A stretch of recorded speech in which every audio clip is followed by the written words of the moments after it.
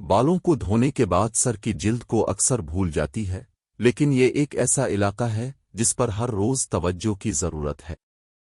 یہاں تک کہ اگر آپ کے سر کے پورے بال ہیں یا صرف پتلے بال باقی ہیں، تب بھی نیچے کی جلد تیل پیدا کرتی رہتی ہے اور مردہ خلیات کو بہاتی رہتی ہے، اور صفائی کے بغیر یہ جمع ہونے سے خشکی، خارش، یہاں تک کہ انفیکشن بھی ہوتی ہیں جو سر کی جلد میں پھیل جاتے ہیں۔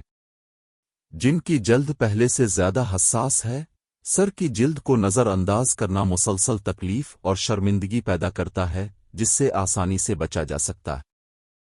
جیسے جیسے عمر بڑھتی ہے، سر کی جلد میں گردش کم اور جلد زیادہ نازک ہو جاتی ہے۔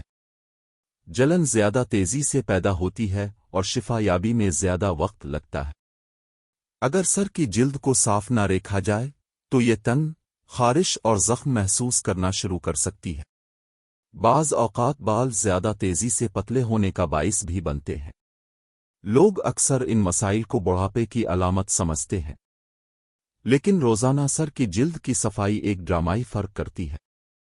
اس جگہ کو اچھی طرح سے مساج اور صاف کرنے سے آپ خون کے بہاؤ کو بھی متحرک کرتے ہیں، جو صحت مند جلد اور بالوں کی حمایت کرتا ہے۔ سر کی جلد روزانہ کے آرام کو متاثر کرتی ہے۔ ناپاک سر کی جلد کپڑوں پر گرنے والے فلیکس چھوڑ سکتی ہے، خارش جو بدبو بناتی ہے۔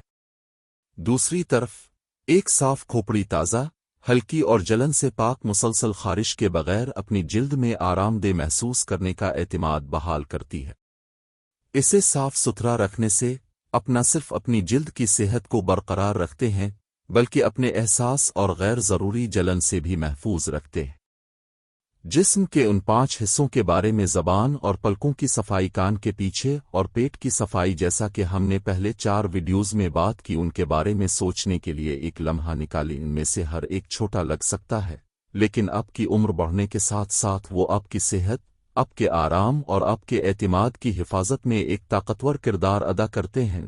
یہ چینل ہماری پہلی کوشش ہے، ہمیں سبسکرائبرز کی ضرورت ہے، لہٰذا براہ کرم ہمارے چینل کو سبسکرائب کریں اور ہماری مزید ویڈیوز دیکھیں۔ آپ کا شکریہ، ہمیشہ خوش رہیں۔